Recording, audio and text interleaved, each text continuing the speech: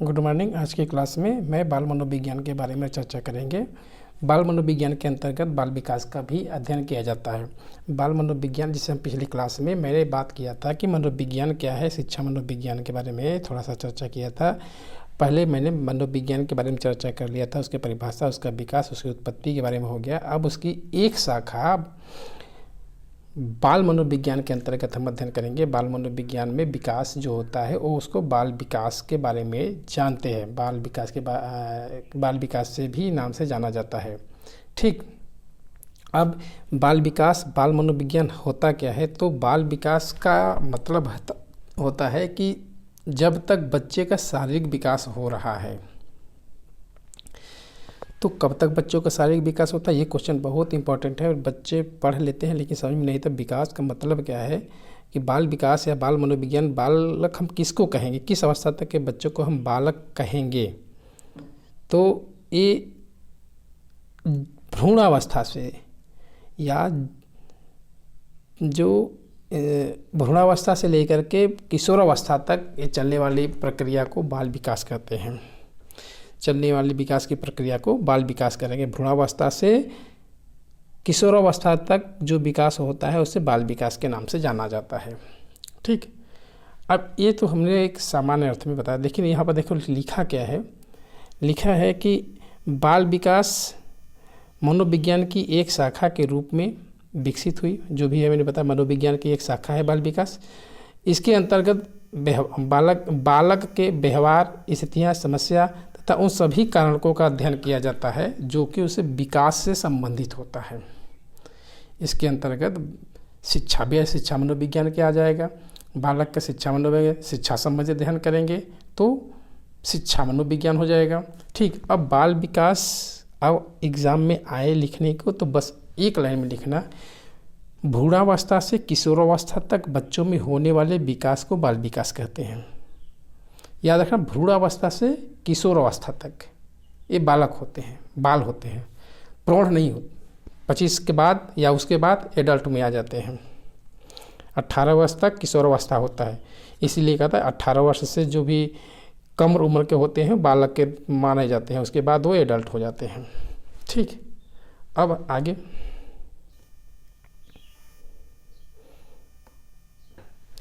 Crow and crow, ये एक परिभाषा दिए हैं।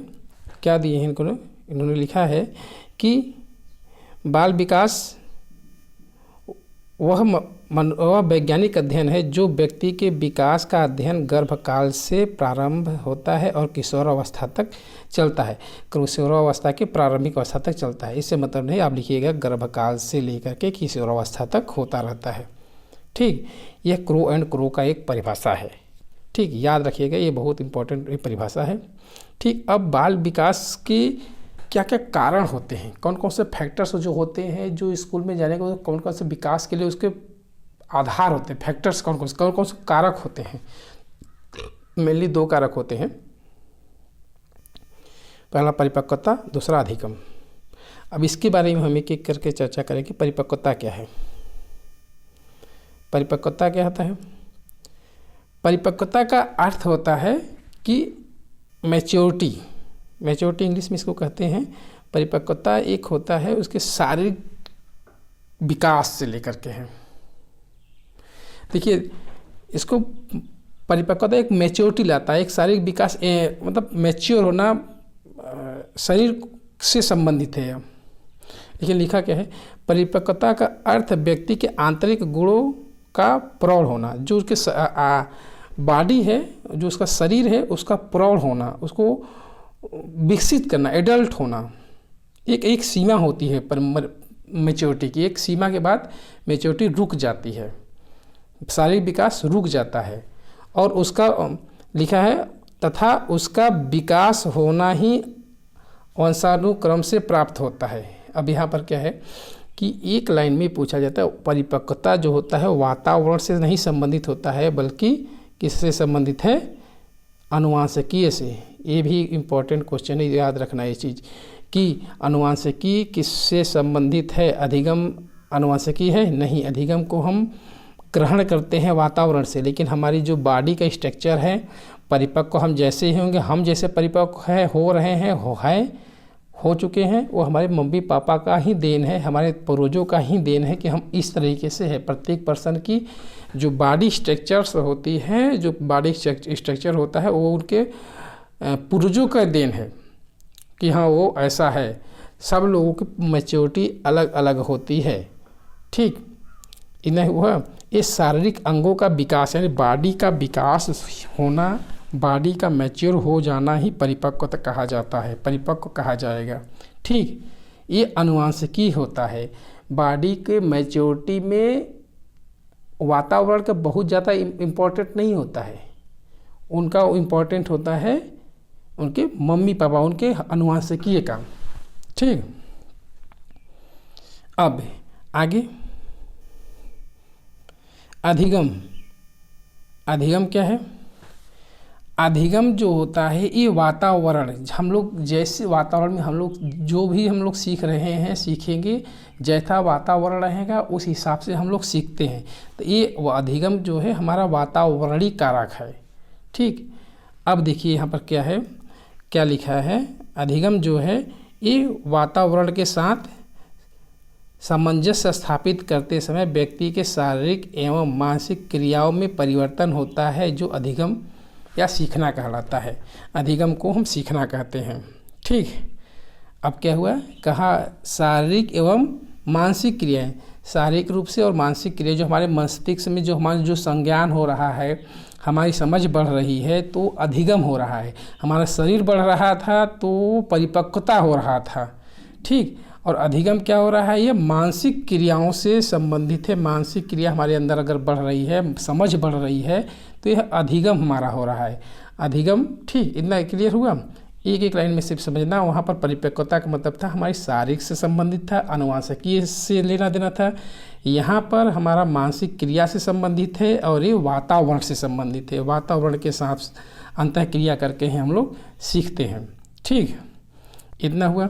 अब आगे क्या लिखा है, अब यहाँ पर बात आती है कि वातावरण का प्रभाव और परिपक्वता के लिए परिपक्वता ज़्यादा इम्पॉर्टेंट होता है कि अधिगम ज़्यादा इम्पॉर्टेंट होता है एक बच्चे के विकास के लिए।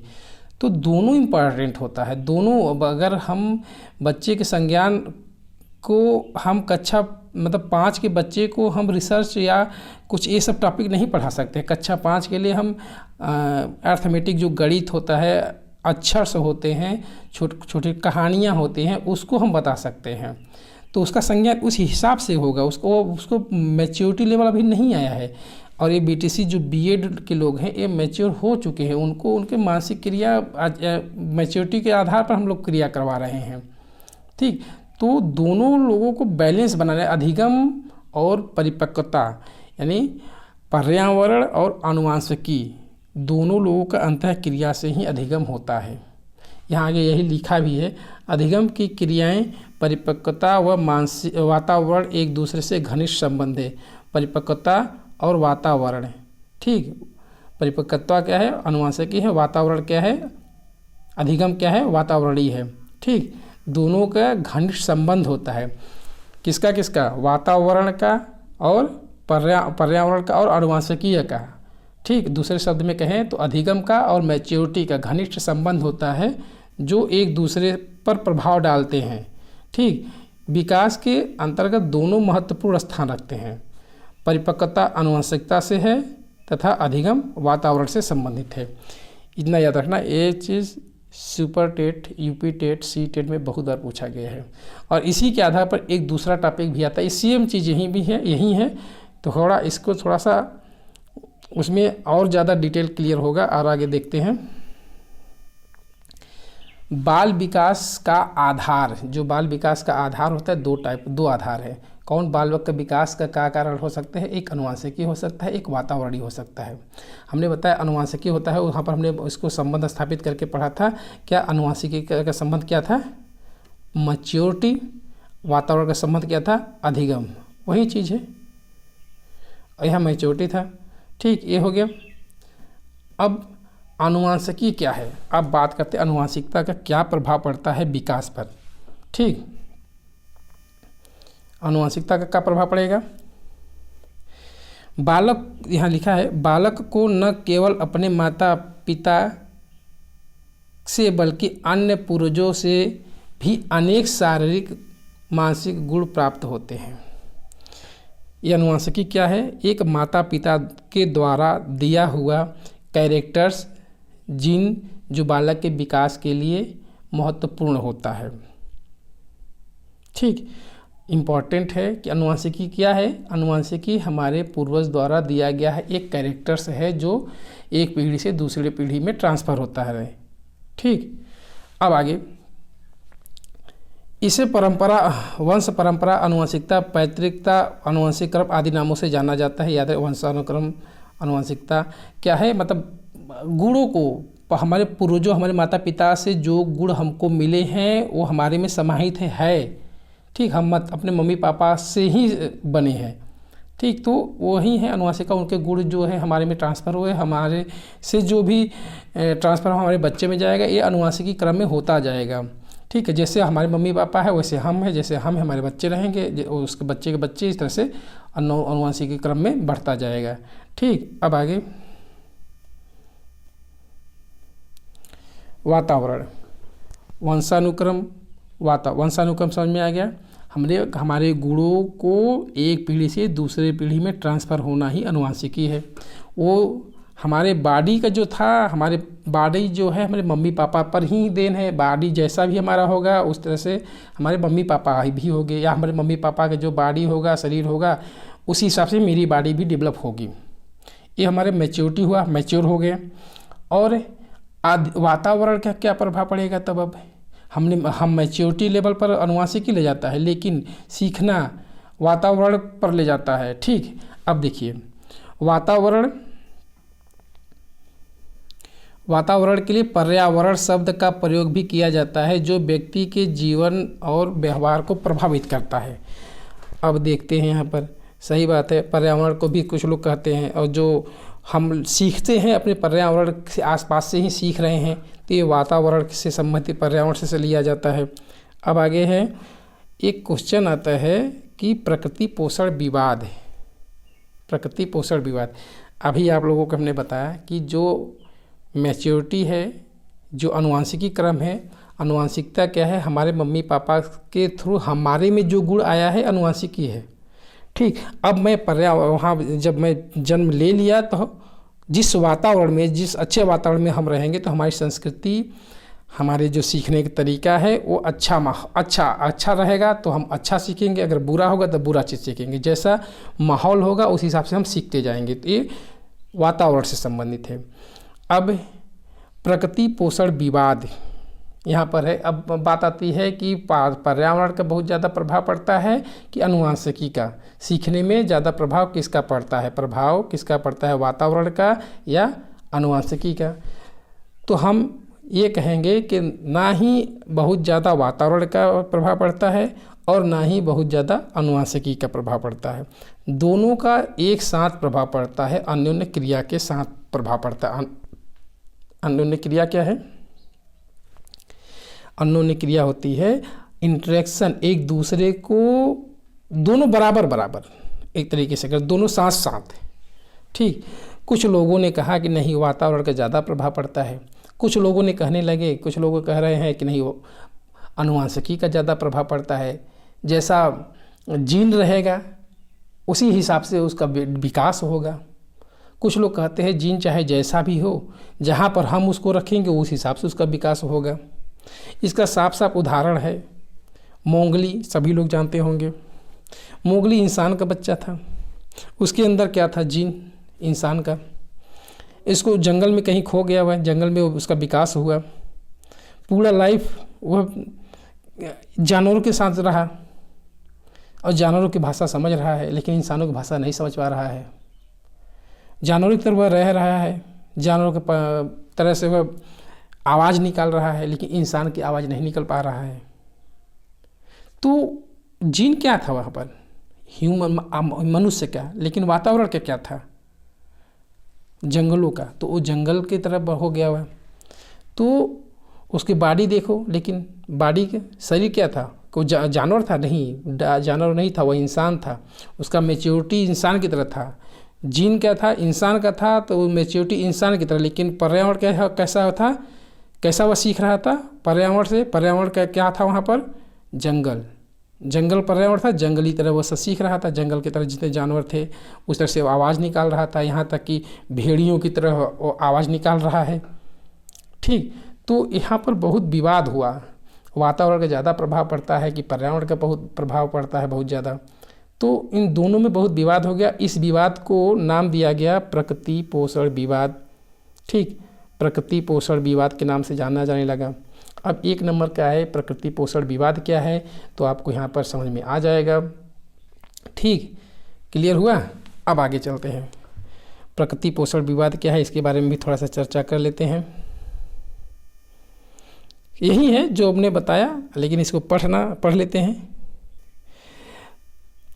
प्रकृति पोषण विवाद एक बहस है, एक का है बहस है, एक तर्क वितर्क है कि कौन ज़्यादा है। प्रकृति पोषण विवाद एक बहस है जो यह बताता है कि बच्चों के विकास में प्रकृति का प्रभाव ज़्यादा पड़ता है या आनुवंशिकी का। मैंने यही बताया था। इसी विवाद को प्रकृति पोषण विवाद के नाम से जाना जाता है। ठीक, अब प्रकृति पोषण दोनों शब्द से आपसे एक चीज़ पूछा जाता है, प्रकृति का संबंध किससे है, पोषण का संबंध किससे है। प्रकृति पोषण, प्रकृति जो है यहाँ पर आनुवंशिकी है। प्रकृति जो है आनुवंशिकी है। आनुवंशिकी मतलब हेरिडिटी जो है, आनुवंशिक जो हमने बताया मैच्योरिटी लेवल का। देखो प्रकृति क्या है, उन सभी गुणों, उन सभी जीनों और वंशागत कारकों को संदर्भित करती है जो हमारे भौतिक रूप, हमारे व्यक्तिगत विशेषताओं से प्रभावित करती है। यानी ये प्रकृति क्या है, नेचर क्या है, ये आनुवंशिकी है। और पोषण क्या है, नर्चर, ये पर्यावरणीय है। हमारा जो प्रकृति है, हमको जो हमारा शरीर का स्ट्रक्चर बना, हमारे मम्मी पापा के थ्रू बना, आनुवंशिकी देन है। तो आनुवंशिकी देन क्या है, ये प्रकृति है।